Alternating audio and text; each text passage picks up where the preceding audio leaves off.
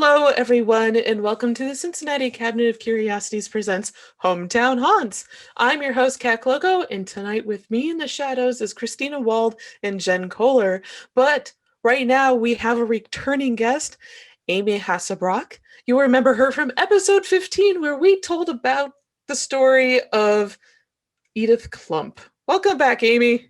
Hi, great to be back. Thanks for having me.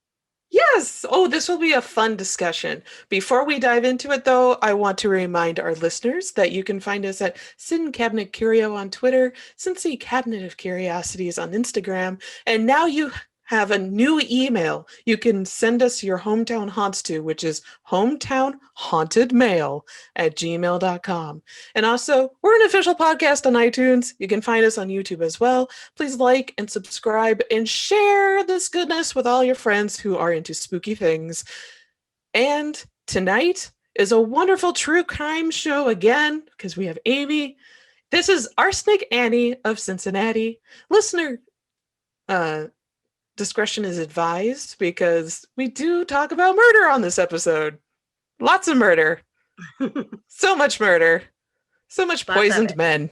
It's raining dead men. Anyway, so we are joined again tonight by special guest Amy Smith Hasselbrock of the Skeleton Key Chronicles, who, like I just stated, we covered this in episode 15 with Amy, the murderess Edith Klump. Amy Hasselbrock is a local true crime researcher and writer who is currently heavily involved in the project focusing on the Bicker and Norris, also known as the Toolbox Killers case. Her blog is the Skeleton Key Chronicles, features her writings on a wide range of dark topics, including historic murders, oddities, and the paranormal. Welcome back, Amy. Thanks so much for having me. And tonight we're talking about the life and crimes of Anna Marie Hahn, also known as Arsenic Annie or the Blonde Sailor.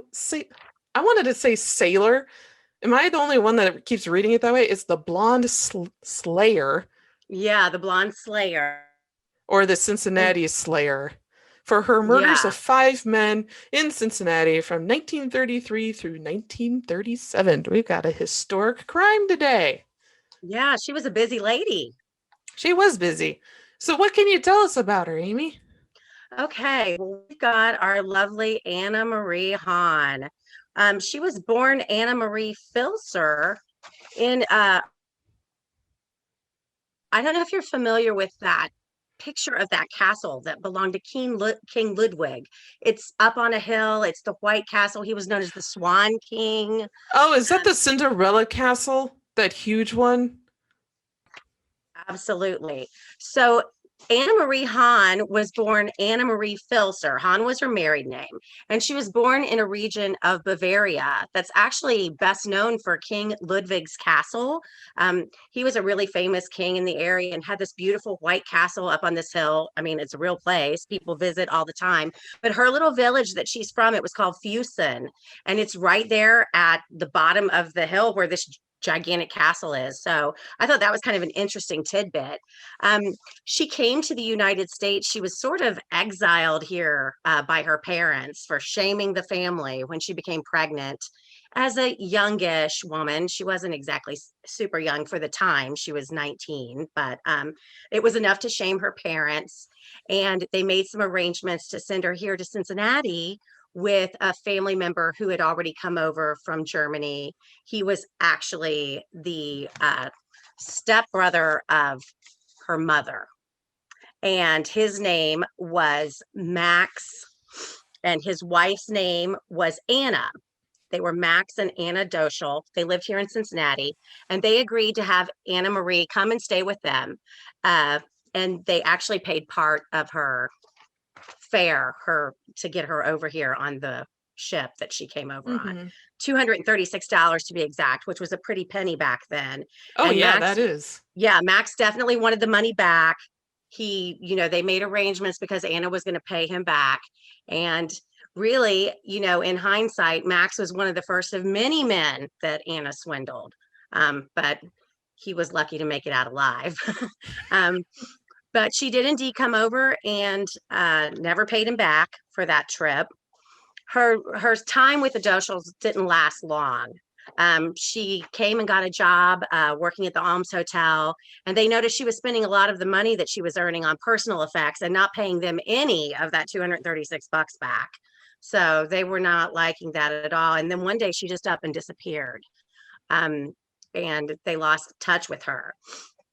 Wow. So yeah, it was at that time that Anna found another long lost family member, this one even more removed than Max.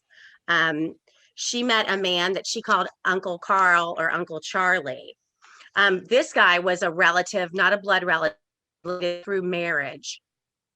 Uncle Charlie became another benefactor of hers and really her staunch supporter. Anna could do no wrong in his eyes. She was constantly borrowing money and things like that. So he was another man that kind of came in and helped keep her up from a monetary standpoint. Oh, wow. Yeah. And this is all in the Over-the-Rhine neighborhood, which I wanted to point out for some of our listeners that don't live in the Cincinnati area. That was what's called the Old German District. It's a large portion of Cincinnati down, well, now it's downtown, but before it wasn't really considered downtown. And it was called Over the Rhine because, according to residents, it felt like you were traveling over the Rhine River to get into this neighborhood from the Erie or Miami canals, because there used to be a lot of canals downtown. Mm-hmm. And this is the place that now has a lot of bars and restaurants, and back then had a lot of bars and restaurants and beer gardens. And they're starting Mm-hmm. to revive a lot of those. But about half the population of the Over the Rhine or OTR neighborhood was made of German immigrants. And just about everybody that she murdered was a German immigrant. So, or Yeah, swindled. She was really targeting because she was a absolutely. part of that community. So that was a big thing. Um, and also, just a fun fact: the Alms Hotel still stands. It's now the Alms Apartments, and it is in Walnut Hills along Victory Parkway and William Howard Taft. So Yeah, you can go by there and go, "Hey, that's where that murder lady used to work before she murdered all the people." right. She also met her future husband there, Philip. Yeah. They originally met at Coney Island. I think she saw him at Coney Island, and she thought he was cute. I don't know, 5 feet tall, thin mustache, slender guy. So not exactly sure what she's seeing there, but anyway, later on they met at a dance at the Alms Hotel. She remembered him as being the guy at Coney Island station, and they ended up marrying. He too was a German immigrant, and that, like, you, Hmm. things that connected all of these people. They all shared a common dialect and language. So German, Yeah. and yeah, at that time Cincinnati had full German newspapers, actually two that were completely written in German. So it's an interesting place to do research. Definitely the Yeah. city. Yeah, it is. And it's a little bit of a note that she was from Bavaria, like we were just talking about. And this is probably also a shared thing because we have a lot of Bavarian Germans that settled here, which is why we have Oktoberfest. Yeah. Yeah. So, versus all the Northern Germans, which is where my husband's family's from. And Oh, that's really? the reason for this strange name that I may be pointing to, and you can see in the box. But anyway, so back to Anna and Philip. Yes. So we have Anna and Philip.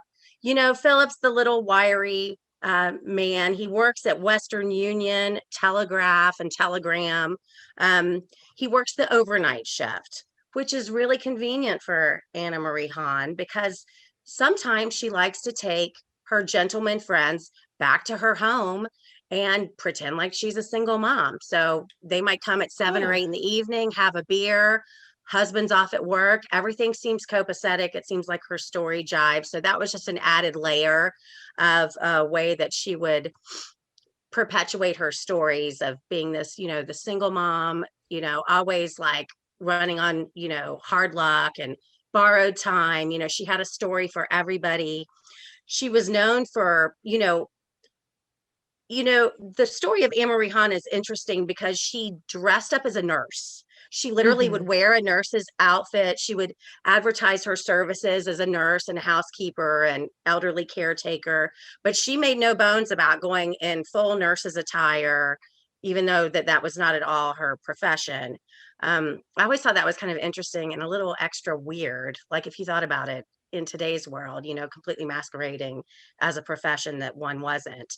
Obviously, that added to her, validity and the fact that these people did really like her. She had a great personality. She was bubbly. Guys thought she was good looking, petite, blonde. And she really had a way to charm these guys. And I think she really played to their white knight kind of syndrome. She was Mm-hmm. always the damsel in distress. Oh my God, I need $100. I need this, I need that. In a lot of these guys' apartments after they were, or their homes after they were murdered, they would find love letters, IOUs out the Mm-hmm. wazoo, where she had promised, I'll pay you back $100. I'll pay you back. IOUs in excess of like $1,000, which was a ton of money back Oof. then. Yeah. So she was always borrowing, but she was borrowing under the presumption that she would pay it back. And these guys believed it. And really, in most cases, she killed them so quickly from the time that she met them. There really wasn't a lot of time to bother the lady about paying them back because Mm-hmm. in some cases, they were dead in 3 or 4 months. Her. They were So dead she in had a, 3 or 4. Sorry, it cut out again. Oh, snow in Cincinnati. yeah, in So they some were cases, dead within like what, 3 or 4 weeks well, by with knowing yeah, her. in some cases, these men were dead in up like 3 or 4 months of meeting her. So they didn't really Oof. have a lot of time to bother her for this money that she owed them because she would literally, kill them. There was one exception to that. There was a man by the name of George. George Uh, Hess. yeah, George Haas. He was one of her benefactors. He was an interesting guy. Yeah. And he was the only guy to survive this lady. I thought he was a He's little bit of super a observant. yeah, he survived. George Heiss survived. He owned a coal company. Uh, and he actually inherited that from his father. What really got George into trouble was he started taking loans from the coal company and Oh. loaning money to Anna Marie. So, in addition to coming out of his own pocket, he was taking money from, the company. And that brought a lot of heat on him and in turn brought a lot of heat on her. Uh, Mm-hmm. Obviously, she was up to her old, shenanigans. She was poisoning this guy just as hard and as fast as she could, but to no avail. George was sick often, but he didn't succumb to any of the poison. Instead, he actually lived on and filed several lawsuits against her and even testified at her murder trial. And Oh, wow. yeah, he was a very compelling witness. They wheeled him in front of the jury in his wheelchair that he was supposedly in only because of, all of the poisoning that she had done to him over the past year that they had known one another. So Mm-hmm. he was a survivor and a compelling witness for sure. Um, But I love how he survived by paying attention to the beer. yes, the beer. He Yes. said he felt really poorly after drinking a beer, and that kind of helped him connect the dots. So, Yeah. Yeah, and then one of the other news articles that I read at the time was that he noticed that houseflies were landing in the beer and trying to take sips from it and then immediately dying afterwards. And then that could when be a he clue. approached her and said, "Hey, do you want a sip of this?" And she's like, "Nah, I'm good. I'm good, George. Why did you just go drink all that?" That was also a huge red flag. Yeah, So, Guy was observant and got his revenge against her, I guess. he did. I mean, Yeah. he lived to tell the tale, and he was the only living witness, as they referred to him during the trial in very dramatic Hmm. fashion.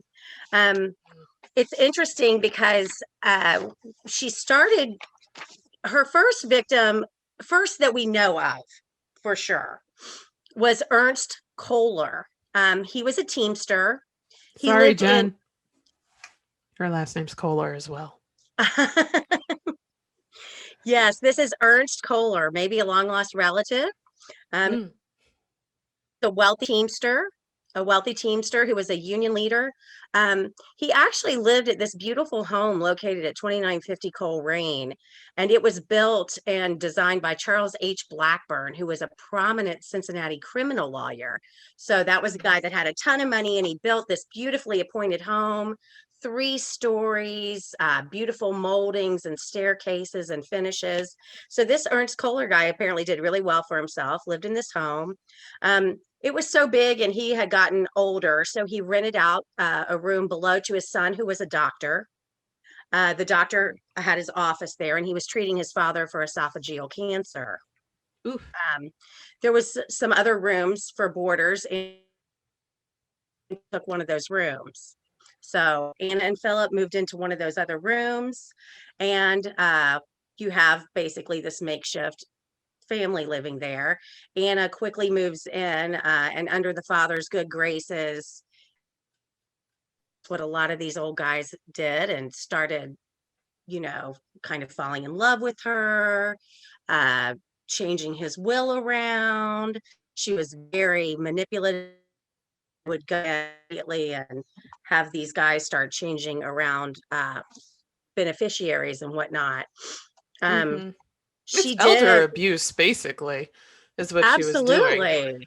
Absolutely. I mean, Ernst was 62, so I mean, he wasn't exactly like, I don't know. I mean, Not an that's extreme pretty young. elder. Right. He wouldn't be in Social Security yet if he was in the United States now. He'd Right. still be spry and working wherever, but still, that's really manipulative and a type of financial abuse, basically, in a way. Absolutely. And it's kind of weird that all this went on like while his son has an office right downstairs. Some of the stuff she got away with was really interesting. Am I No, she freezing was up? savvy. Yeah, she Yeah. really was.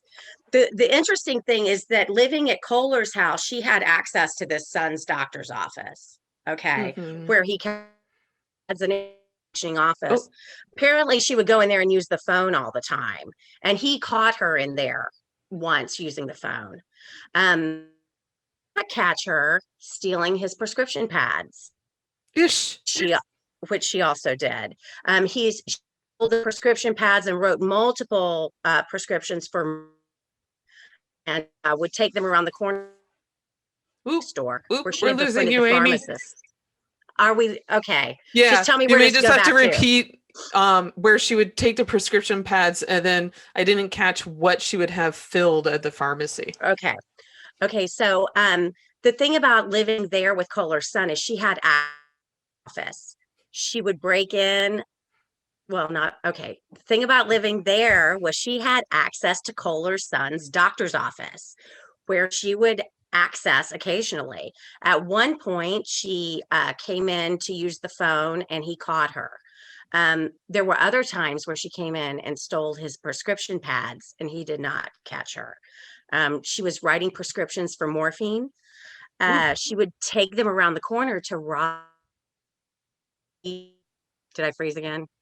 Did I just the freeze again? pharmacy name. That's Okay. okay. Oh, I'm freezing again. Oh, shit. Okay. Ooh, She would take them around the corner to Ross Pharmacy, where she had befriended the pharmacist, and have them filled. She had told the pharmacist that her husband was a chemist, familiar with all of these different drugs, and she procured many things from Ross Pharmacy after developing this relation. She would get wow. croton, yeah, she would get croton oil there. She would get uh, chloride of mercury, various drugs and things that weren't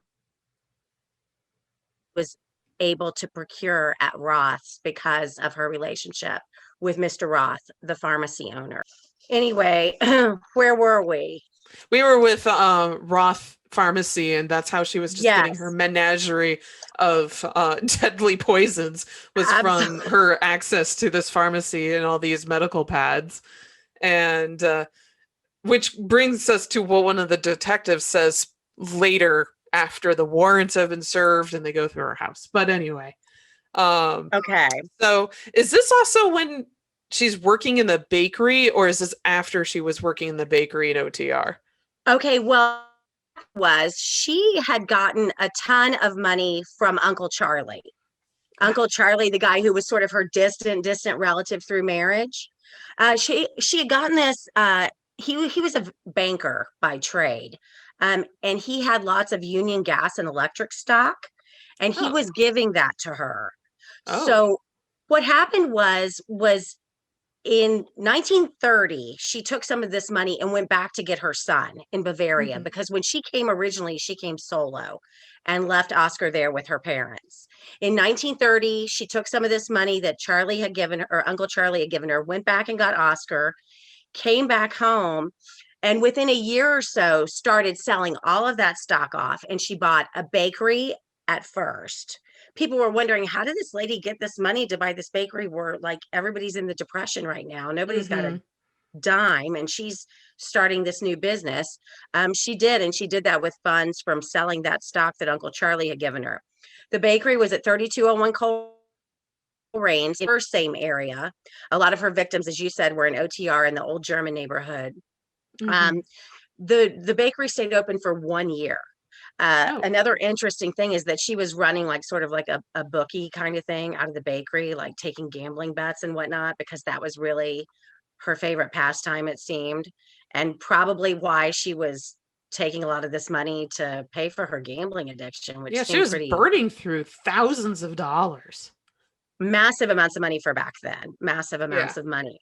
Yeah, and that bakery only lasted a year, and then they started up a deli.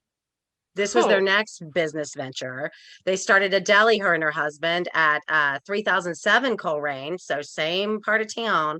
And she sold that 3 years later. So that didn't last either. The businesses were really considered not thriving. So I don't know what she was thinking. She had a manic mindset. It was like she was just running from thing to thing, constantly putting out fires. Wouldn't be a Yeah. very good way to live your life, you know?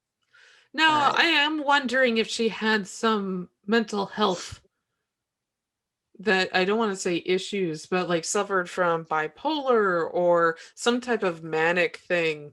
absolutely. The case Yeah, harkens of those tendencies, you know, for sure, because she was yeah, very impulsive and, it's just, and was sort of in a flurry of activity, it seems, at yeah, all times, starting new businesses and kind of doing things that don't really yeah. seem like the best idea. But Yeah, I make this statement for our listeners because I'm a daughter of somebody with bipolar disorder. So those manic episodes that are reported sound a lot like one of my parents. mhm, So yeah, yeah. that's why I make that statement. It was just reading that, I was like, huh, well, this sounds familiar. Yeah, I couldn't agree with you more on that. It's interesting. So as all of these different things coalesced, she had these things going on in her personal life with Philip, doing the bakery, losing the deli. As those situations started to take their toll, that's when her procurement of elderly gentlemen's funding sped up big time. I mean, Sorry. that's when she really started to ramp up the show. Just the Uh, way you phrased that made me chuckle. yeah, she really put it into high gear at that point. We talked about Ernest Kohler, the nice old man in the beautiful home. Uh, Mhm. well, he passed away, and he left her everything. He left her the house. He left her Whoa. all of the furnishings. It was a well-appointed three-story home. I mean, it was a beautiful home. He even left her his ashes, which she sat on the Wow. mantle at the beautiful home that lived in. Wow. So what happened to his son? I know. I like kind of wonder, like, why didn't his son protest more? I did read an article where after the fact, sort of after all the chips were down and she had been arrested, that the family against her. I read that the family had filed a lawsuit against her, and presumably the son was part of that law. They were granted of $4,000. I Only unstable. Are $4,000? we are we going? Yeah, it kind of, Yeah. I missed you on the Yeah. $4,000 bit. Okay. Let me try again. Yeah. I started doing found that after the chips had fallen and she had been arrested, the family of Kohler did file a lawsuit against her, and they were granted like I think it was $4,000. So not much considering she got his entire estate. Uh, she Wow. definitely had a way of finagling herself into a man's Good finances. situations, like Right, for her, right. beneficial. Now, did she live in this house until she was arrested? She did. She stayed in this house. She even took out mortgages on it. At the end of Oof. the, after everything happened, the house was mortgaged to the nth degree, which she had previously owned free and clear. So this lady was looking for a way to get money. She was always searching for funds. He died on May 6th, and at the time, notice and the autopsy showed, just a death due to esophageal cancer. A lot of his family members had called into the coroner's office and made them aware of their concerns of possibly something happening to him, poisoning. And the coroner said because he saw no poison deposited in the throat area, that he just attributed the death to esophageal cancer. Wow. Yeah, Yeah. not cool. Not cool. Okay. Is our Jacob Wagner. He was Yeah. another German immigrant, a retired gardener, upstanding guy in the community. She came to his door and said she was a long lost niece. And while he knew his family lineage well and did not buy that story whatsoever, he found her very charming and once again invited her in. And here we go, 2.0. Electric Boogaloo? That's later. That's the end of Yeah, the story that's with old true. Sparky. That is later. We should not be laughing about that. That was So but anyway, all right. So we got Albert Parker. yes, Albert Parker. He's another one of her uh, victims. He had a beautiful three-story home as well at 2416 Central Parkway. She liked those three-story homes. She knew if Yeah, she somebody owned did. a three-story that they were established. Is that like So an old Cincinnati thing? Is that an OTR thing? Huh. I know, yeah, I know there are lots of walk-ups in OTR, and I know that area, some of those big old homes, it's kind of like the ones in Clifton off of Ludlow and back there, Mm-hmm. those big old stately homes. But this was Mm-hmm. the same with Albert Palmer. He was 72. He was in great health when he met Anna. People report him as being spry and a healthy man in January. Within 3 months, he was dead. Um, After Poor the man. fact, yeah, police had searched his apartment and they found $4,000. They even found an IOU from Anna for $1,000, where she was going to pay him back $1,000, supposedly. And there was a Valentine to him from her and Oscar. She always used her Oh. son to pull the heartstrings of these men as well. And I found that interesting that she signed the Valentine with both her and Oscar's name, and Mm-hmm. an extra sort of twist the knife. But Yeah. her and Albert had met at the Blade, which was that casino on Vine that was owned by mobsters, supposedly, and they Mm-hmm. both loved to play the ponies. So they did that together for a little while. Hmm. And before Anna decided to Off do him. him in.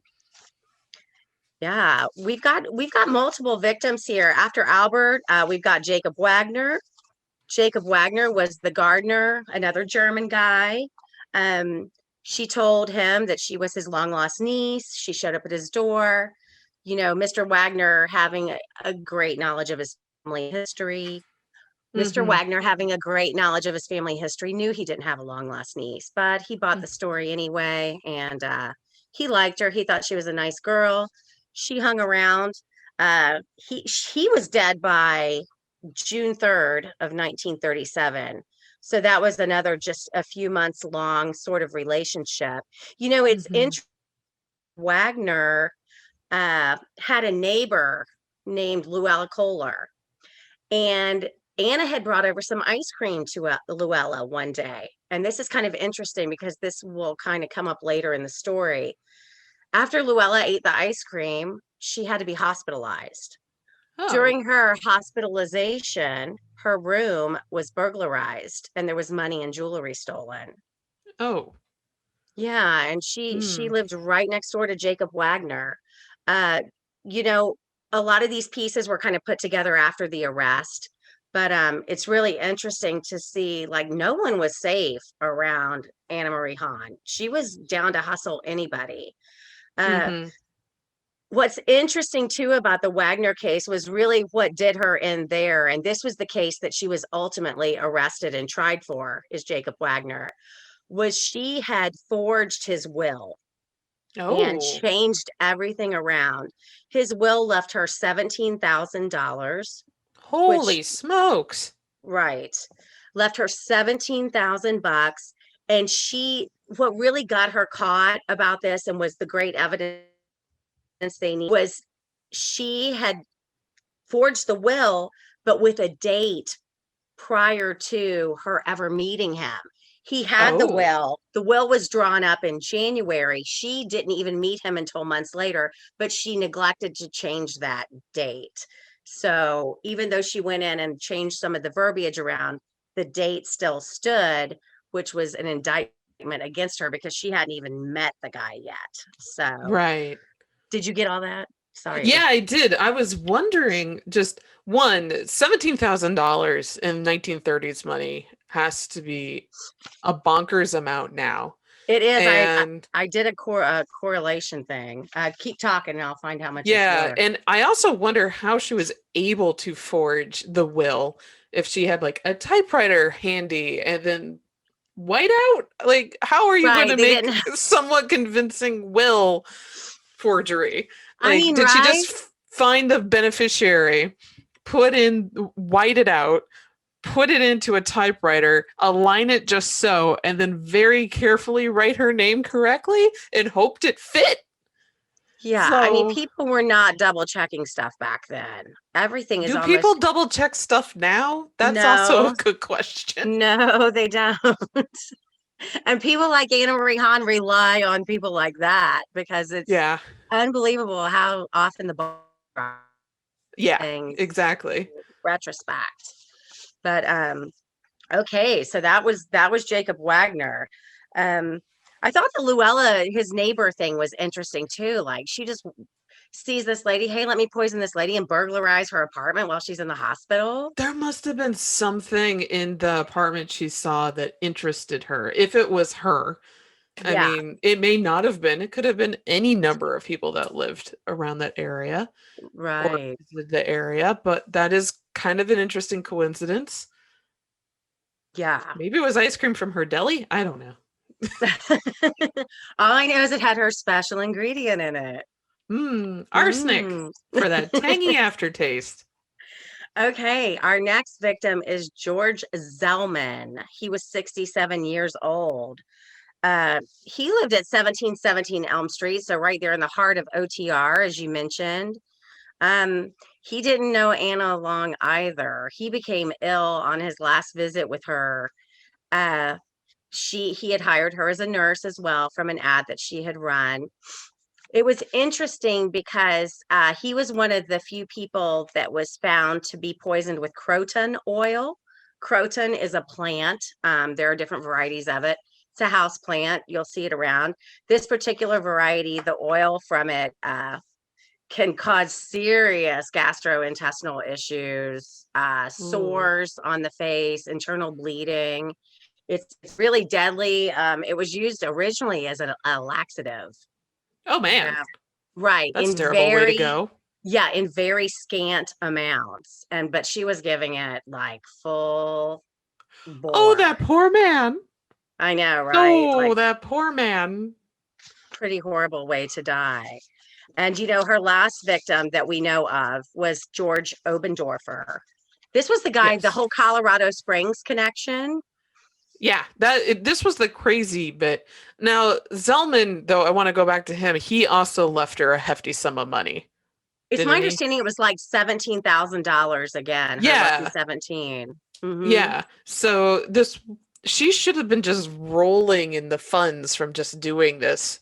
Had she been spending them responsibly, I don't know if somebody who is a serial killer is going to be doing that responsibly, but yeah, I that's a saw lot an of money. It is a lot of money. And I saw that when she was back playing the ponies, that she would set her loss limit for $50, which was $750 of today's money.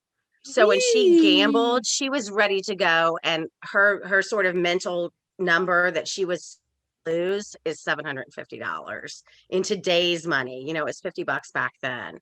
But that's a lot of money. I mean, this lady was to go through 17 grand. She was playing those ponies and not winning a lot, it seems. Wow. I just had to do the numbers because I was just too curious. So it's $312,000 in today's money is what $17,000 was back in 1937. There we go. So this woman, she could have lived the lap of luxury on one dude's Yeah. inheritance money and sent Oscar to a good school. Hmm. Instead, she was gambling it all away and then finding a new victim, which was Yeah. George Obendorfer. Poor George Obendorfer. He was a shoemaker. He was 67 years old, another German guy, respected in the community. Um, she met George in Cincinnati, struck up a relationship as a caregiver, and came up with this big idea to take a trip out west. She Huh. met George in Cincinnati, struck up a relationship as his caregiver, and came up with this big idea to go out west. She told George that she had a ranch in Colorado. That's, well, with the amount of money that she was getting off She these men, should she have, could have. right? So, George said, hey, let's take a trip out west. The air's great, help my breathing. So Hmm. they hopped on the train. They went out west. From Denver, they came into Colorado Springs where they checked into a little place called the Park Hotel. Well, upon their arrival, weird things started happening at the Park Hotel. For one thing, the innkeep's wife, who owned, these people owned the hotel, she had several rings and pieces of diamond jewelry go missing. Oh. Right. So this her being burglarized coalesced with the visit from, this man and woman and this young boy that had Hmm. come, presumably from Chicago, they had said. And Oh. she starts putting two and two together, like these people show up, weird things start happening. So she calls the police, lets them know that she's had the stuff stolen from her. The police start asking Annie questions. Well, in the meantime, George Obendorfer is actively dying in the Oh no. hotel room. Yeah. Annie has him transported to the hospital. The hospital says, okay, what is this man's relationship to you? She's like, I don't know. I just met him on the train on the way here. We happen to speak the same language and dialect, and he said he was very ill and needed someone to help him get to the hospital. So I'm bringing him here. That's all I know. Wow. So she basically drops this guy off at the charity hospital in Colorado Springs. And meanwhile, is part of this investigation into this stolen jewelry, where the police start asking her further questions about Obendorfer. And Hmm. when everything comes to pass, they find out that she was indeed from Cincinnati and that she had brought Obendorfer from Cincinnati. It was Oscar that sold her down the river and told her that they hopped on the train with Obendorfer in Cincinnati. He came with them, and I must have brought that old man 18 glasses of water on the train here, he said. Wow. So that's an interesting symptom that goes along with Obendorfer's poisoning is excessive Right. thirst. Right. Um, yeah. So as all of this investigation is happening in Colorado Springs, that was really the linchpin for catching her. Had she not stolen from this lady, I think she very well could have dropped Obendorfer off at the hospital, acting like she was just a good Samaritan who had met him on a train, finished Hmm. her dealings there in Colorado Springs, whatever they may have been, and come back to Hmm. Cincinnati and continued Hmm. her situation. But that was the straw that broke the camel's back right there, because as cops started looking into these situations, they saw a high level of arsenic in Obendorfer's body. It was enough to kill 4 men. Oh my goodness. Once they looked at that, they started looking at all of her relationships with these other men, and then other exhumations started. And as they began exhuming these other bodies, they were finding also large, high levels of poison. So Hmm. I think she could have continued on her scheme there if she hadn't seen that jewelry and thought it was pretty or whatever and decided to steal it. Yeah. That kind of Yeah. reminded me of the lady's apartment, the Yes. yeah, Llewellyn. yeah, that reminded me, like, it's almost like she just couldn't help herself. If she saw something Yeah. she wanted, she was going to get it. Yeah. And I wonder what prompted her, just, I guess, greed would just be simple old greed and jealousy, seeing something that she wants and she's like, well, there's an opportunity. I'm just gonna snatch it. And Absolutely. And at this point, I mean, she's such a manipulator. I'm sure she's really feeling like she's good at this. And she's hmm probably getting more and more cocky. brazen. Yeah, absolutely. Absolutely. She even tried to poison her husband and her mother-in-law. Oh, Phil, geez. Yeah, little Phil. 5 foot Phil, 5 foot Phil, and his mother-in-law both were poisoned by Anna Marie, or they think they were. Uh, hmm she had given her mother-in-law some chocolate covered cherries as a gift, and she had at the same time, she was making her famous pancakes, hmm those big Bavarian pancakes everybody loved. And hmm they both fell extremely ill, his mother and Phil. Phil was even so convinced that he was poisoned with the croton oil that hmm he took it out of the medicine cabinet and saved it and gave it to detectives later, because he was, Wow. yeah, That's yeah, thinking. yeah. Wouldn't that be crazy to be living with somebody and, like, you're getting sick after they feed you? You're like, maybe it's the croton oil. You go to the medicine cabinet or wherever and you notice that there's more gone than before. So, I mean, like, what kind of marriage is this?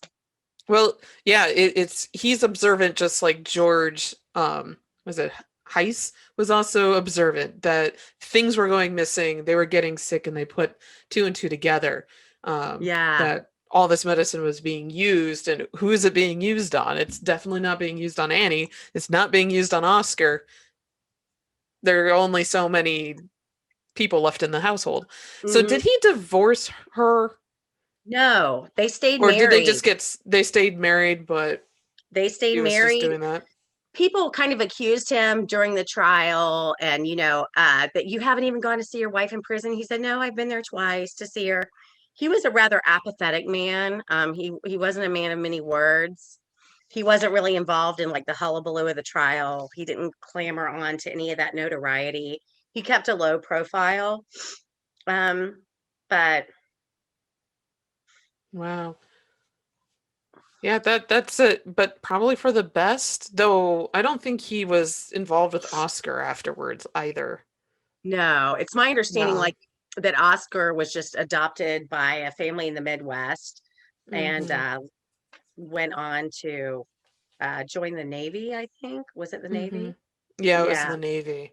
Hmm. Well, so Arsenic Annie finds herself arrested when she returns back to Cincinnati from Colorado Springs. Um, was it the police detectives were waiting for her on the station platform as her train rolled in with a warrant in their hand, and were like, "I'm gonna go look at your house now." Right. I'm assuming that that's probably exactly what had happened, because, the authorities were fully abreast of the situation. They had been contacted by Colorado Springs. They knew what was up. At the same time, Heist had filed several lawsuits against her too, and he had been, rattling some cages about, this lady's trying to poison me. So really everything was kind of coming to a head at this point. Mm-hmm. um she was arrested on August 10th, 1937, and she was charged with the murder of Mr. Wagner. A trial started shortly thereafter. The prosecutors were Dudley Outcalt, Loyal Martin, and Simon Lace. Some Mm. interesting names there in the Those are prosecution some team. interesting names. Yeah. And the defense was Joseph Hooden and Hiram Bolsinger Sr., who also happens to be my brother-in-law's great grandfather. Oh, So, wow. yeah, I've got an interesting personal tie to the case. My sister is Yeah, you married to, do. yeah, my sister's married to Brad Bolsinger, and his great grandfather was Hiram Bolsinger Sr. They owned a law firm here in Cincinnati for over 100 years called Bolsinger and Bolsinger, and they were her defense attorney. So, Wow. yeah, Yeah, kind of that's a wild. really personal connection. It is. It is. It was funny because I talked to my brother-in-law about the case, and he told me that his great grandfather referred to her as the buxom Bavarian. So everybody called her the buxom Bavarian. So Yeah, she they was had a something slew else. of names. Yeah, I saw her pictures, and she struck me as a tad you know, spinsterish perhaps, but They these look names that really normal to like a me. Like, regular lady, yeah, like a regular lady. And when you read the stuff that the media put out there, they were talking about her dresses and they were talking about her coiffure. And just like you would have thought she was just a femme fatale coming in to tear up the courtroom.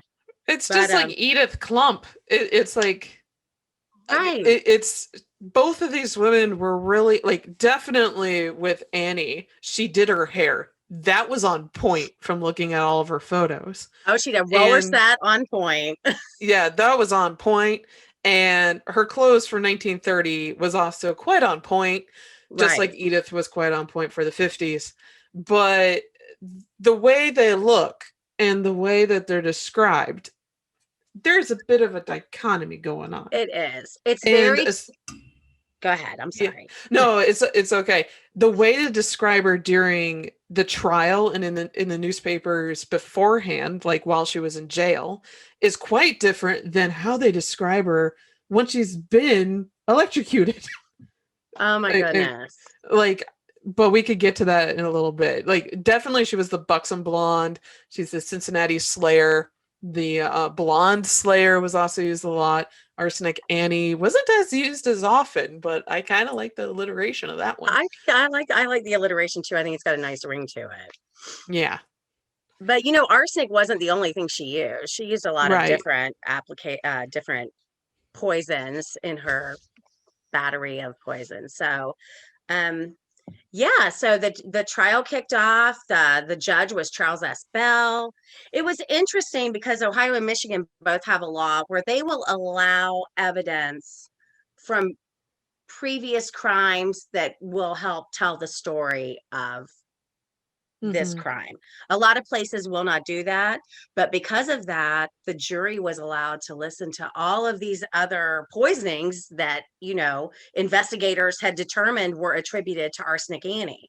So, unlike Wow. a trial today where you may only hear, oh, you're only allowed to talk about this. Ohio and Michigan apparently have this law where if it is really pertinent to the case, you can bring in these aspects. Oh, And wow. they were allowed to hear about these other poisonings. So obviously, I'm surprised the trial took 27 days with that Yeah, sort of that's thing. true. Now, if I remember right, her jury was mostly made up of women too.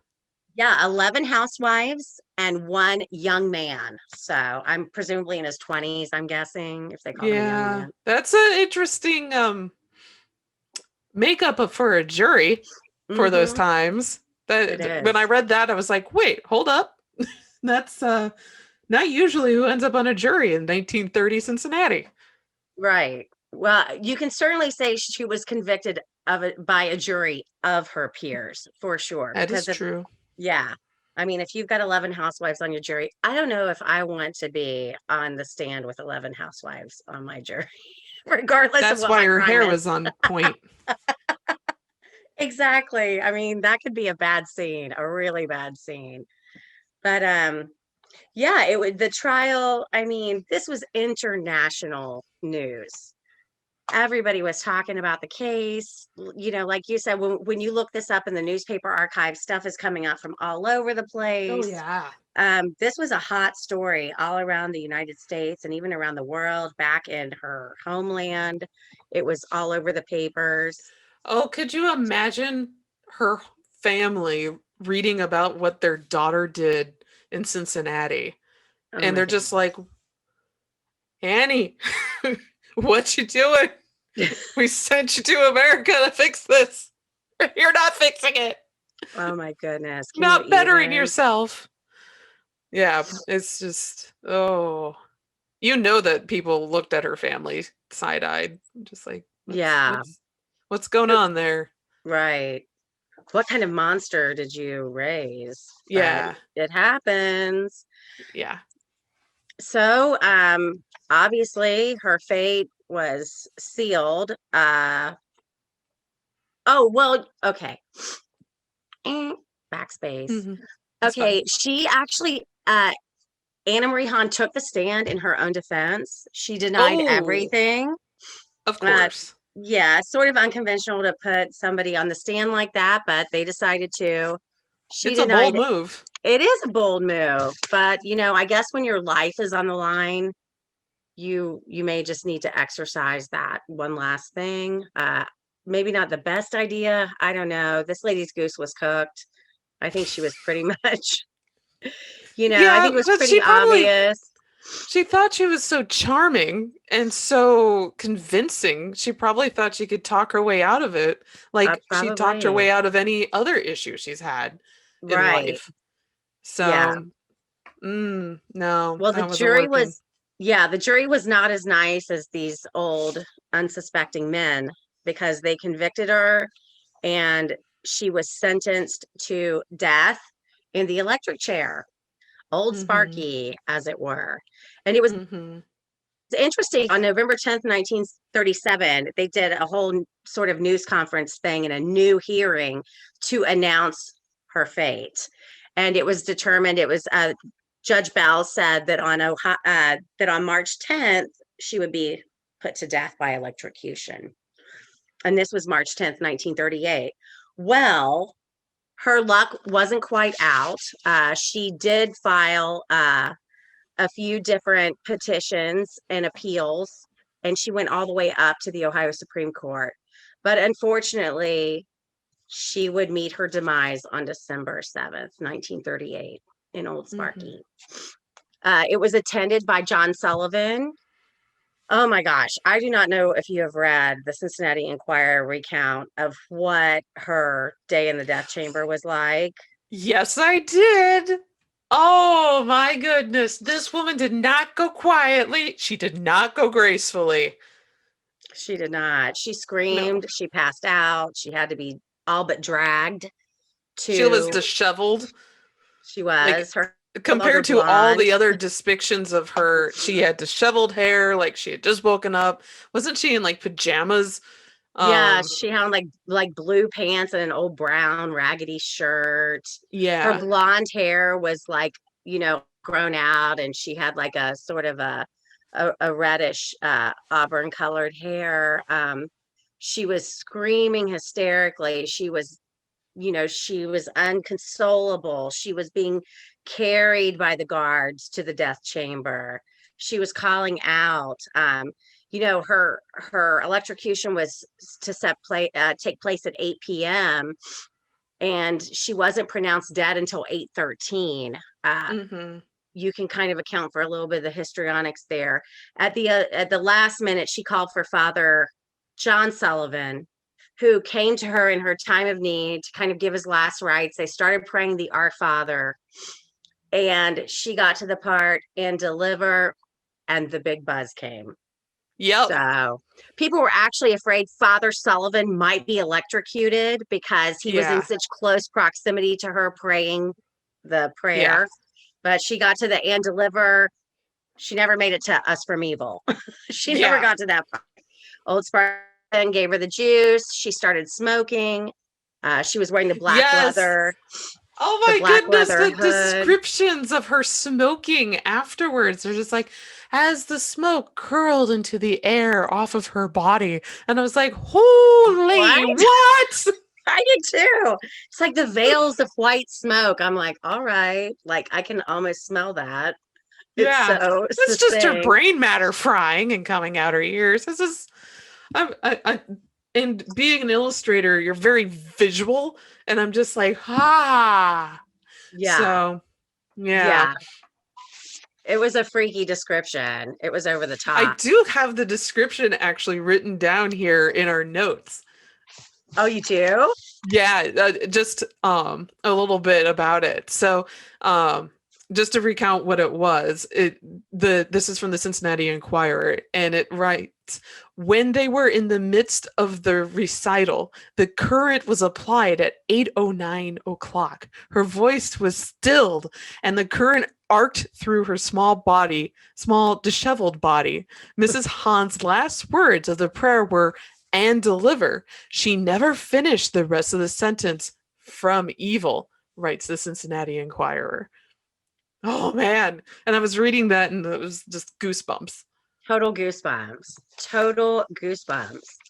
Yeah, and it's interesting. So after her death, that attorney, Joseph H. Hooden, who was co-counsel with Hiram Bolsinger, that was her other attorney.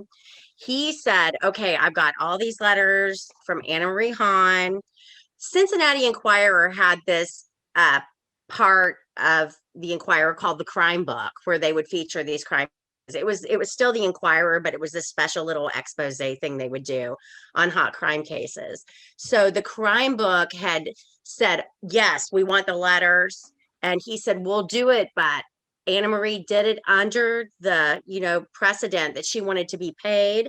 She wanted the money to go to little Oscar. So little Oscar's got to get this money and we'll give you all these letters. And they did. And the deal went through. Oscar got the money, and the crime book at the Enquirer published all those letters. And Like they were, every day was a different letter they put on the front page. mm-hmm.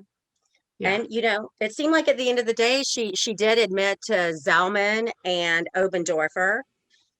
She described Wagner's death in detail, but I was kind of struck by how nonchalant and perhaps out of her, the way she described it with Wagner's death, it seemed to come across as, well, I'm just a woman in the moment and I'm trying to figure out how to get through my day. And she actually said at one point that she was not herself at all. She went to the basement, she saw some rat poison, and just a thought came across her brain that said, give him a little of this and he won't trouble you anymore. So she made it sound as it was very much not premeditated. It was very impromptu. It was just a woman at her wit's end that was kind of, went down to the basement, saw the rat poison, and kind of had this eureka moment.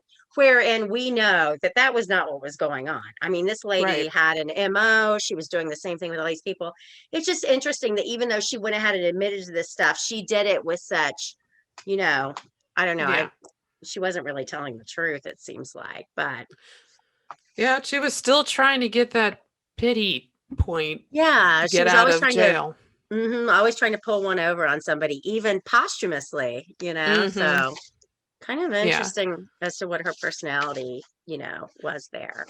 Yeah. Some follow up. Her body was claimed by a local Columbus undertaker. There were no directives, and so she is buried in Mount Calvary Cemetery in Columbus, Ohio. Yeah. And that's where it ends, basically. It's Oscar, like we mentioned, went off to a foster family somewhere in the Midwest. He changed his name. There's no way to follow up on that. And was in World War II and served in the Navy. And that's all we know. Yeah. And her reputation lives on because we're still talking about her. Oh yeah. Like she's everywhere. She's a really not popular, well-known Arsenic Annie. Also for not Cincinnati, but Ohio history, she was the first woman put to death with the electric chair, and Mm-hmm. she was only one of 4 women who have ever been executed in the state. And I actually brought in some just curiosity as going through all these things. I was like, who were the other people? When were they killed? So, just as a little aside before we bring Jen and Christina back on, so the first woman executed in Ohio was in 1844. and it was Hester or Helen Foster, and she was a African-American inmate at the Ohio Penitentiary, or the Columbus Penitentiary as it was called back then, and she bludgeoned a white inmate to death with a shovel and was hung for it, hanged. And it's now, if you read some of the scholarly articles about it now, she largely wouldn't have been put to death had she had done it in a even more recent time, because it wasn't, she admitted it was not premeditated. It was very, like, she did it Active. at, Yeah. yeah, it was active. She just did it just, what is the word? Like a crime of passion, kind of in the There we moment, go. Yeah, impromptu. just impromptu. The next one would be our very own Anna Marie, who was electrocuted in 1938, first woman to be electrocuted with Old Sparky. And then the next two were in 1954, and that was Dovie Blanche Dean from Claremont County, Ohio. She was Wow. 55 years old and killed her husband with arsenic. So that's what sent her to the electric chair. Followed up in June of that year by Betty Butler, who was 25, of Hamilton County, Ohio, who was sentenced to death for murdering her lover in one of the lakes. And both of these women we should totally do another crime episode about. Yeah, we They're should. interesting cases. And Betty Butler's also an interesting case because she was an African American woman who killed her lover, who was also a woman. So that is interesting little snippet of crime history. And there have been no women executed in Ohio since these two. Mhm. So, but lots of men. There's been like over 300 men died via the electric chair. 315 was the total, I think, including these three ladies, excluding Helen. She was hanged. Yes. Yeah. Interesting data there. Oh, yeah. And also, the first person to be electrocuted was William Haas, who was 17, also of Hamilton County. What is in Hamilton County? Why? Yeah, we have a nice little cluster, Ohio, apparently. Yeah. And he was sentenced to death for the murder of Miss William Brady in 1897. Wow. So, yeah. Only 17. So that's another case I'd be interested to look into. And another Would case have that would be saw that. interesting if played out today, would it end the same way, Yeah. All of these cases, if they were to be played out today, would they have done the same way? Because definitely Betty's sounds like it's a crime of passion. And Dovie Dean, though, arsenic poisoning, a little bit more premeditation there. Mm-hmm, for So, sure. yeah, interesting. And with that, let's bring Christina and Jen back into the show so we can hear their reactions. Yeah. There's Jen. Hello. Hello. Hey. Wow, what a Hi. story. Uh-huh. It's interesting because looking at the how swiftly she was, jailed and executed. Do you think why was it so fast in that case? I mean, were people just kind of chomping at the bit because capital punishment really is kind of falling out of favor now, and as it should. And you can tell how unfair a lot of this stuff really is. I mean, not that her victims, they died horribly too, but I was curious, when you do the history of that sort of thing, how has the attitude changed over the years? I think one of the reasons it moves so swiftly is that's just how they handled cases back then. I mean, every capital punishment case is entitled to an appeal. That just comes with the territory. And she exercised that appeal. What's interesting about it is how quickly her appeals moved through the courts. These days it might take a year or two to have an appeal move through the court. She was really only in prison for a year before she was a year and a month or so before she was put to death. That these days is absolutely unheard of. Nobody churns and burns like that, not even Texas. Texas, which is a state that doesn't keep people on death row a long time. They're known for going through very quickly. I mean, this is almost like a record. I would be interested in looking at other capital punishment cases and seeing if any, went from soup to nuts that quickly, because that kind of blew my mind out of the gate. And originally when the judge had that big hearing, her execution date was scheduled way before it occurred. I just freeze up. Oh, shit. Yeah. Say that sentence A again. little bit. Also, can you guys hear the Okay, I will. bathtub being filled Initially- behind me? Oh, I'm freezing No, up it's again. Okay. No, No, it's good. I heard sigh, I think, Yeah, we Yeah, heard Okay, it. but I don't hear it's water. it's Okay. bath time. So Aw. Yeah. I'll try okay. to mute myself only to keep the Oh, little no, I'll child from hurry. screaming in the background. No, You don't you're need okay. to hurry. Don't Take your worry. time. Don't worry. I'm sorry. It's not your Because fault. okay. It's interesting. It's interesting because originally the judge had actually scheduled her to be put to death on March 10th, 1938, which was a really quick turnaround time. Now, granted, she was able to go through with the appeals, the execution, but she ended up being, put to death on December 5th. So, she stayed alive a few extra months, but that was a very quick from court to execution timeline. Yeah, and as you asked Christina about Sorry, I'm a little, freezing up. No you're worries. okay. Don't worry. It's winter in Cincinnati. Things go pear shaped. So actually, what was it, from 63 up until 99, Ohio didn't do the death penalty. They suspended it, and the U.S. government suspended it in 1972. So that's, I think, one reason why we don't have a whole lot of capital murder cases. They were all commuted to life in prison.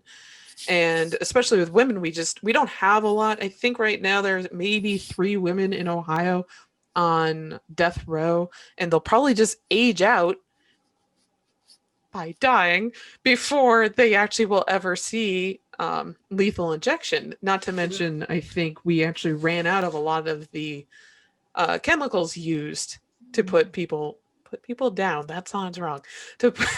For lethal injection. So right now, I think there's a stay right now. There is. So- there have been lots of lawsuits about the different cocktails used and that they don't work fast enough, inhumane, et cetera, et cetera. So it's interesting. Unlike Things are kind of electricity on pause. coursing through your body, and then you start just singeing and smoking from. Well, Smoking. when did they stop the doing execution by electricity? Because it was interesting. What it made me think of is we were talking about Edison just a couple of weeks ago, and he really was kind of the person behind execution by electricity. He was always doing those demos. It was which were very seen as cruel to more animals. humane.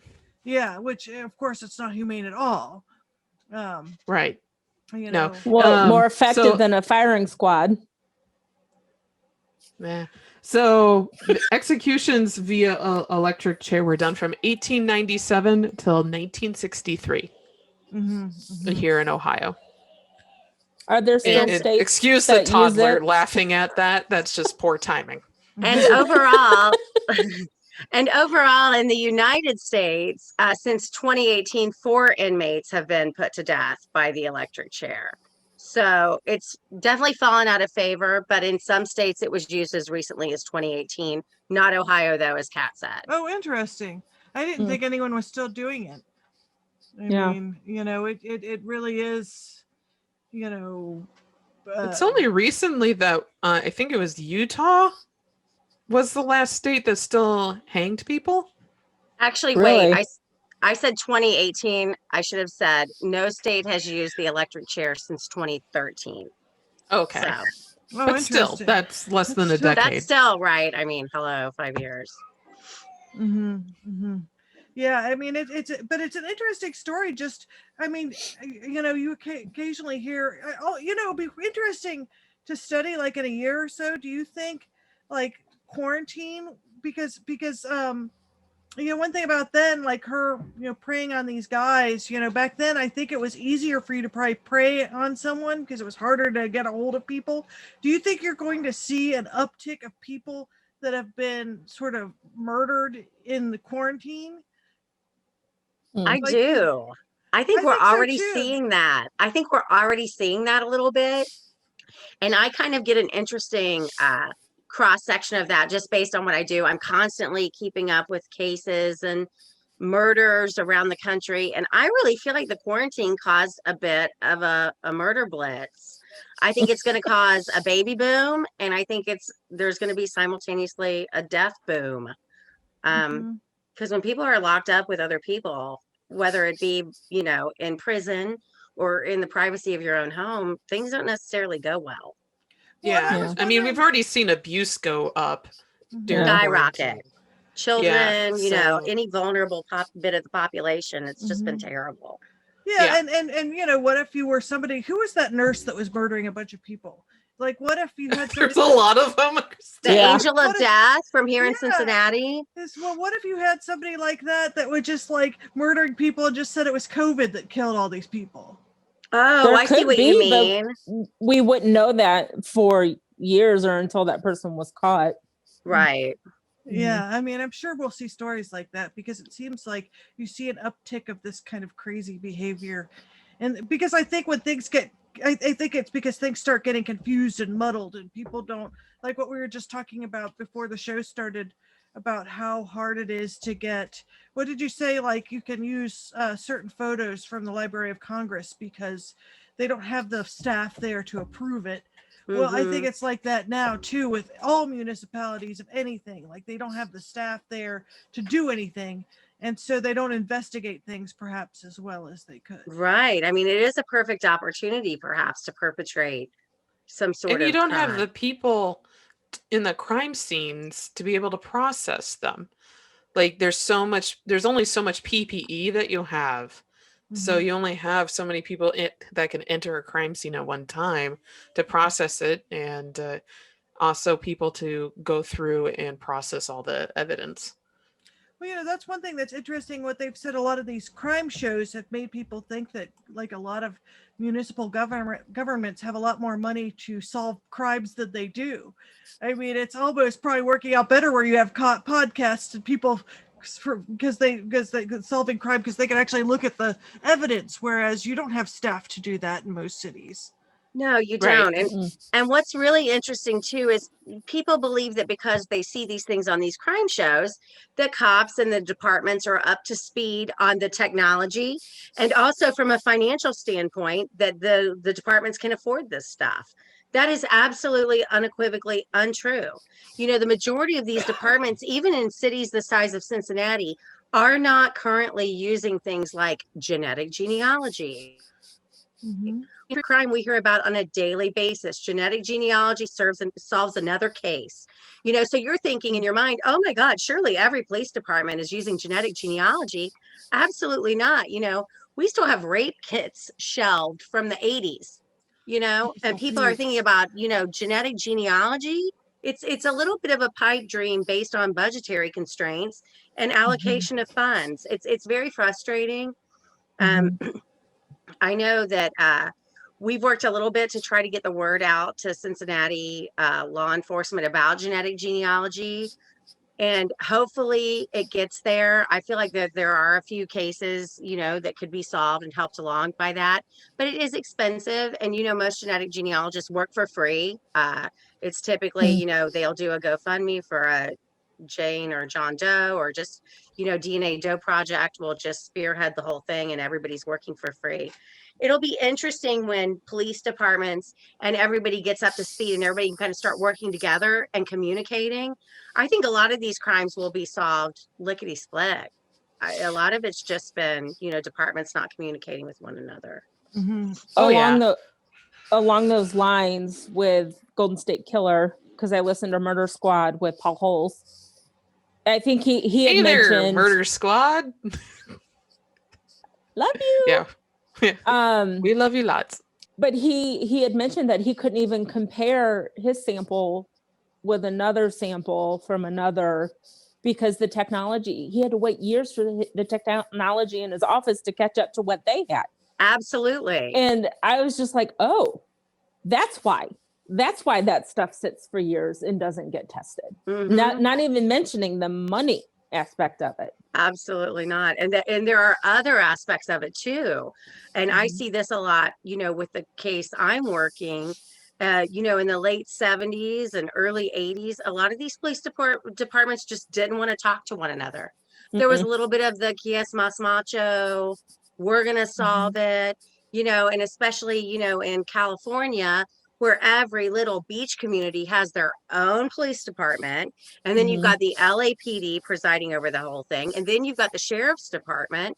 I mean, when I watched the Night Stalker documentary a couple weeks ago or whenever it came out, and they were talking about all the police departments communicating back and forth, I'm like, oh my God, this is exactly what we're dealing with on the Toolbox Killers case, because these guys didn't really talk a lot, but when they did start talking, things started happening. And, as a woman and as a communicator, I watch some of these old crime things and I'm like, what is up with these guys? We need more women in law enforcement. We would have asked this question, day one, but Ego. it is what It's it is. ego.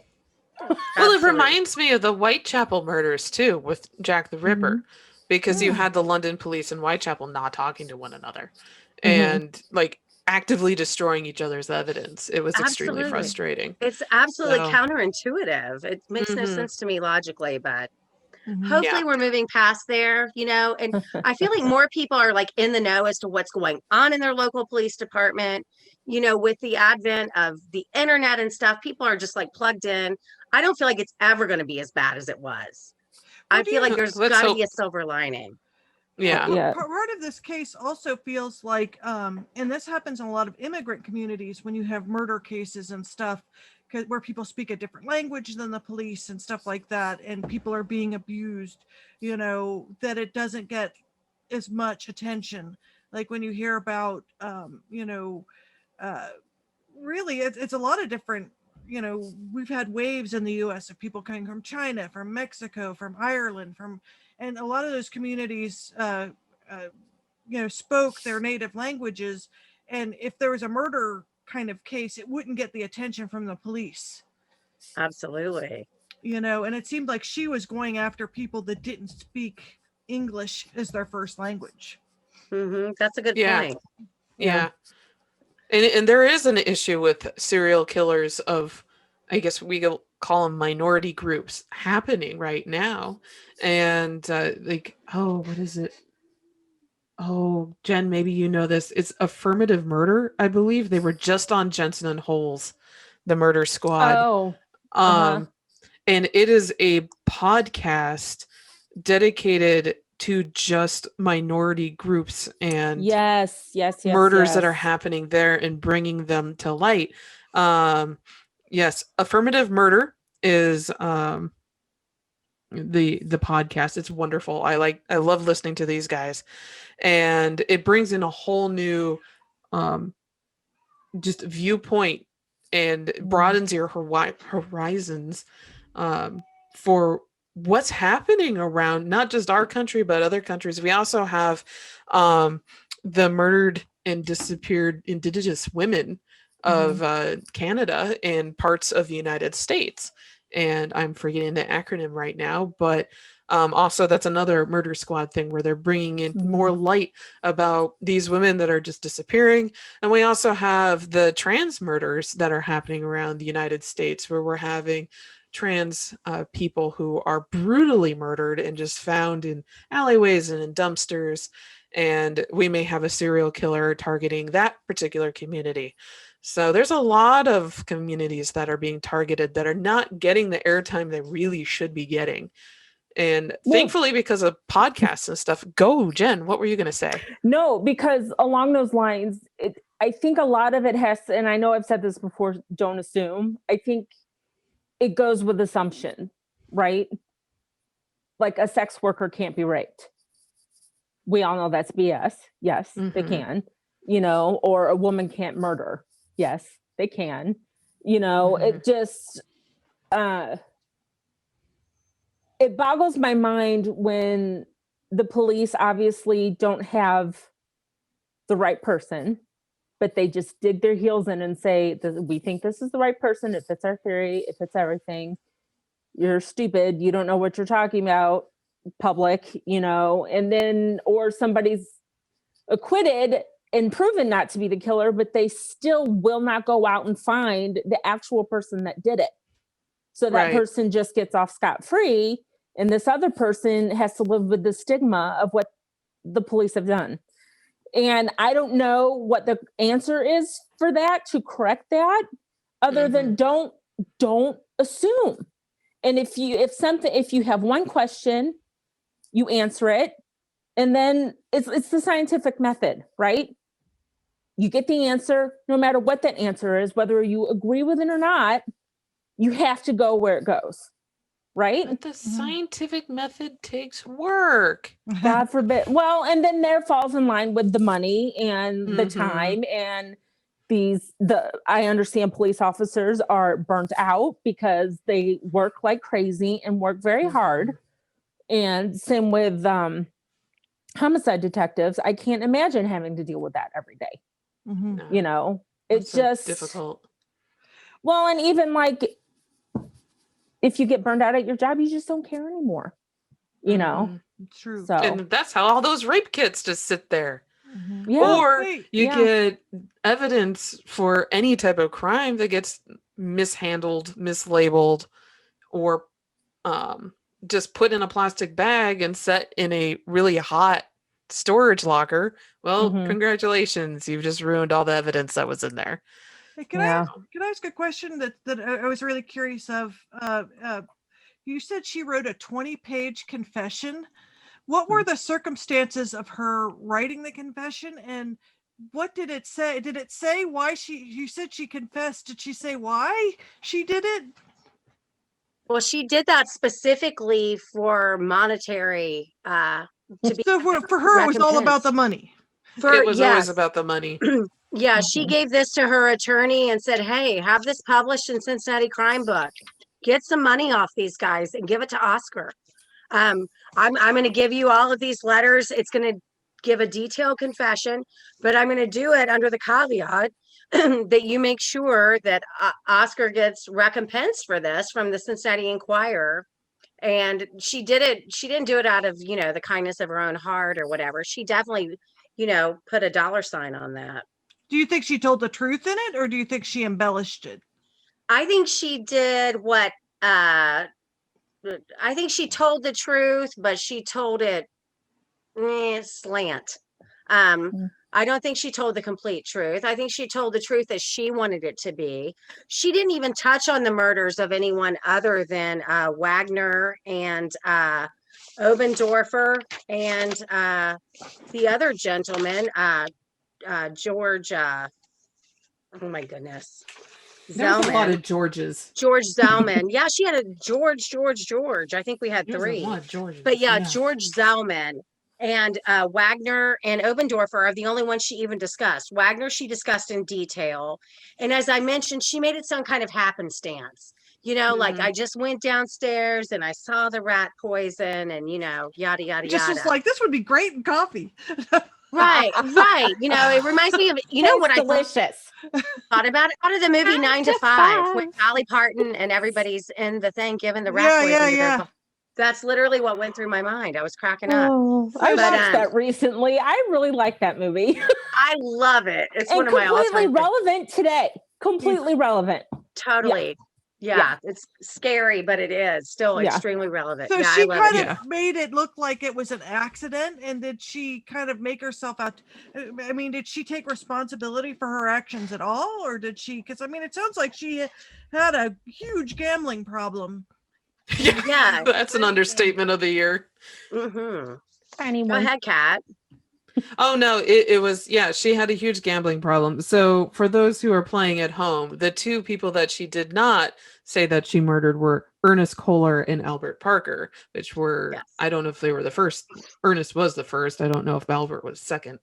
Yeah, he was. Ernest 1 and Albert 2. Yeah. Yeah. So those two, she did not admit to being a part of their deaths, basically.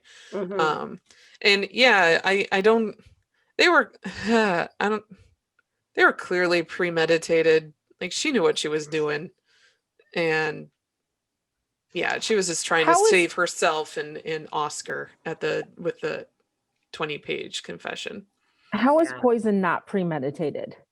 Right. I mean, hello, it's always premeditated, Oops! right? I have tripped and I have And spilled my spilled this bleach rat into my poison everywhere. No, like I don't even have. I mean, I have poisonous things in my house, I'm sure, like cleaning products, but they're not anywhere near food. So you would have to have Delicious. Yeah. The amount of time it would take me to go into the basement and get the bleach to put in someone's coffee, there's ample time there to rethink what I'm doing. But we are of sound mind. Well, that's true. And That's probably comfortable Yes. circumstances where we That's could say, applying- well, that's very silly. But there are people Yeah. this year that tried to put bleach up their bum. Well, that's So, true. Yes. not everyone is of sound mind and of That's true. yeah. And trying to apply logic to an illogical person. Yes. Like I said, daughter of somebody who's bipolar, they don't know what they're doing sometimes. Yeah. It's when they're in a manic episode, sense and logic do not exist. And you are just kind of there for the ride, hoping no one's dead at the end. And in her case, she had no one watching out for her butt. And we got 5 guys that are dead. Well, I have a question. Like when we report on female serial killers over male serial killers, do they tend to make the men seem like they're more premeditated and calculated than women? What do you guys think when you've looked at a lot of cases? Like, people like. I think it's the other way around. Yeah. Okay, I'd say okay. opposite. Yeah. Okay, so how do they usually paint a female serial killer that's different from Femme a male? fatale. Absolutely. Yeah, it's Women the are femme fatale. vilified. Mhm. Vilified out of the gate, femme fatale. That's precisely what we were talking about with the newspaper articles, focusing on what she was wearing and her blonde locks and her petite frame, and trying to make her sound like she's like Greta Garbo or something, and Kat and I are sitting there like, what? This looks like a regular lady. That But woman the looked way like they- me. The way they perpetuate this, I mean, you're ready, when you just read it versus looking at the photo, you're ready. You're expecting like a siren of the screen here. And then You're expecting Barbie to pop out. Yeah, Or it's she's crazy. sex crazed, wanting to get the man Sex away from crazed. the housewife. I Absolutely. recently watched, because I got my subscription to Discovery Plus, and I watched. Congratulations! Yay! I watched. I think it was Who the Bleep Did I Marry, and I think Mrs. Buttafuoco was on there talking about when Amy Fisher shot her. And while I'm not taking blame away from Amy Fisher for what she did, but the way that she was portrayed, and I remember when the 3 movies that came out, all the TV movies that came out about her, one with Drew Barrymore and I think Long Alyssa Island Milano. Lolita. Yeah. They all came out at the same time, and they're like portraying her as this sex pot teenager that seduced this man. Her name was And that literally is Long not- Island Lolita, and she was underage. Yeah. Like And these I'm days, that would is be not child the case. molestation. Oh, totally, yeah. Yeah. Oh yeah. So yes, that just look at that, Christina. That is how women killers are portrayed, unless they're like Eileen Wuornos. And She's still completely to this different. day. Yeah. Yeah. Yeah. Yeah. Yeah. I think men are more prone to crimes of passion than especially if a gun is involved, because that's their preferred method of killing, right? They either beat, they bludgeon, they shoot, they use a weapon of some sort. Women will flippin' kill you in your sleep, because that's when they can do it, especially if they've been abused for 15 years and, but Fascinating. Anyway, I was just thinking of Laura Bell Devlin. Have you ever heard about the case of Laura Bell Devlin? mm-mm. This is a very quick aside. So she was just murdered her husband. She was in both she and her husband were in their 70s back in 1943. And I wrote about her in Cincinnati or Ohio's Haunted Crime.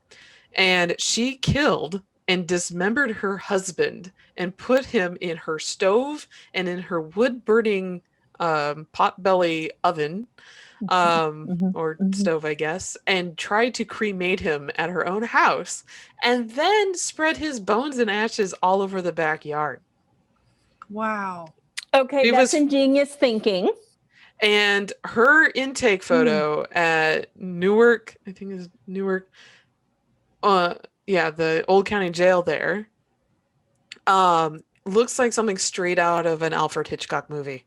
Because Whoa. you got the really bright light coming from the bottom, hitting her in all the wrong places, and making her look even more crazed than what she really. Well, she was still pretty crazed, but it just reminds me that she probably bludgeoned him to death when he wasn't looking, when back turned to her, and probably got knocked out with a shovel or something. Yeah. So, Wow. that was just. Not to say that women don't kill that way, especially now with guns. They're much easier. Mhm. You know, you can shoot from a distance. They're tidier. But All right. I mean, and depending on typically where it's you hard hit for 'em. women.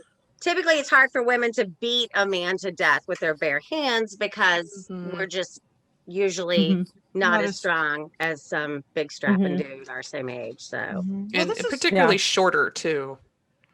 Well, thanks for suggesting this topic, Amy. This is really interesting. I enjoyed learning about this. I had never heard of this story before, and I know I'm going to look at all these buildings differently. I know. I kind of want to go find them and take pictures of them. Yeah, That would be Kat said, fun. Alms is still there. The big fancy house that she got from the first guy, Mr. Kohler, it's gone. Actually, it would have been like right there, like, you know, if you're on 75 and you take Hopple Street exit, right there where Camp Washington Chili is, and then there's the U.S. Chili across the street. If you hang a left at that light and go down Coleraine right there, that house was right there, sort of in view of where that big Shell station is right there. That's an empty lot. It's totally gone, but it was a doozy. It took up that whole corner. Oh wow. Man, I'll have to see if we can. I love looking at old architecture, you know, from Cincinnati. It breaks my heart to see all the, you know, those old buildings torn down. I know, me too. And actually, for people that are interested in seeing, where we've talked about some of the tools, the Urban Sketchers in Cincinnati went to the police. There's a police museum in Cincinnati. Yeah, it's on what street is that on? It's on it's not on Walnut. Hold on, yeah, it's over. I think it is Walnut. It's like close to Central Parkway, right? Yes, it's over there, kind of on the west side. Yeah, and of the downtown. And if you want to see like the old tools they used to use, they have a bunch of old stuff there, and it's really interesting. Actually, it's 308 Reading Road. Yeah. Okay. That's what it is. Yeah, you were doing the same thing I was. I was like, where is this? It's like close to Pendleton. Yeah, exactly. But it's by an the interesting casino and all thing that. if you want to see like the old type of surveillance stuff, and you know, it's pretty fascinating to look at the collections of stuff there. And let me say, no relation to Kohler. Disclaimer. Technically, my name, it's Koeh, and it's supposed to be pronounced Kohler, but at some point it was Kohler, and it's always been Kohler. And my Kohlers don't come from Cincinnati; they come from Kansas. Oh, you're the Kansas City Kohlers. We're the Kansas City Kohlers. That sounds like a team. That sounds like a roll through. But on that note, Amy, do you want to give us your information for the Skeleton Key Chronicles? Yeah, I would love for everybody to check out my blog, The Skeleton Key Chronicles, at www.theskeletonkeychronicles.com, or just follow me on Facebook or Instagram, and you can see all of my stories that I share. I kind of keep up with current cases and share some weird cases that are happening on the daily on my Facebook page. So if you just have a penchant for true crime and kind of like to be in the know about the cases that are happening, follow my page on Facebook. I show a lot of cool stuff on there of weird and wacky cases happening around the country and around the world. Yeah, cool. thank Well- you. And thank you for joining us again. My pleasure. I love you guys. It's always so much fun. Yeah, we look forward to Yeah. having you on again because For sure. really interesting topics. Yeah, I we would got a love lot it. of dead people to cover. That came out wrong. Well, All what right. was the term you said? Burn and churn? Oh my God. The furniture. All right. Churn and burn, something like Churn that. and burn. Okay. And on that note, everyone, thank you for joining us on Hometown Haunts. You can always send us your hometown haunts. We have a new email especially for that, which is hometownhauntedmail@gmail.com. You can also follow us at Cincy Cabinet of Curiosities on Instagram and Sin Cabinet Curio, that's CIN and then Cabinet Curio on Twitter. You can also find all of us on Twitter because we're all friends with one another. So keep it spooky and have a wonderful week, everyone. Bye-bye. Bye. Bye.